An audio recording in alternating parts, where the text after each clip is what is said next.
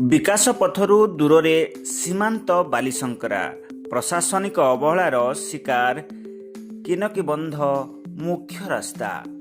ନମସ୍କାର, ଆପଣ ଦେଖୁଛନ୍ତି ସନ୍ଧାନ ନ୍ୟୁଜ୍।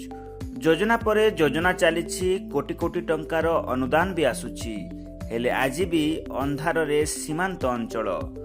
ସୁନ୍ଦରଗଡ଼ ଜିଲ୍ଲା ବାଲିଶଙ୍କରା ବ୍ଲକରୁ ଆସିଛି ଏଭଳି ଅଭାବନୀୟ ଚିତ୍ର, ଯେଉଁଠି ମୁଖ୍ୟ ରାସ୍ତାଟିଏ ନଥିବାରୁ ସୀମାନ୍ତବାସୀ ଅକଥନୀୟ ଦୁର୍ଦ୍ଦଶା ଭୋଗୁଛନ୍ତି।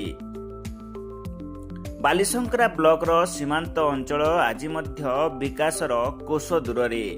ବିଶେଷ କରି କିନକିବନ୍ଧ ଗ୍ରାମ ଦେଇ ଛତିଶଗଡ଼କୁ ସଂଯୋଗ କରୁଥିବା ମୁଖ୍ୟ ଆର.ଡ. ରୋଡର ଅବସ୍ଥା ଅତି ଶୋଚନୀୟ।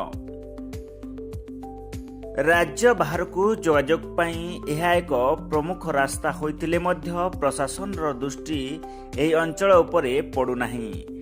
ବିଭିନ୍ନ ଉନ୍ନତିମୂଳକ କାର୍ଯ୍ୟ ପାଇଁ ଲକ୍ଷ ଲକ୍ଷ ଟଙ୍କା ଖର୍ଚ୍ଚ ହେଉଥିବା ବେଳେ ଏହି ଗୁରୁତ୍ୱପୂର୍ଣ୍ଣ ରାସ୍ତାଟି କାହିଁକି ଅବହେଳିତ, ତାହାକୁ ନେଇ ସ୍ଥାନୀୟ ବାସିନ୍ଦା ପ୍ରଶ୍ନ ଉଠାଇଛନ୍ତି।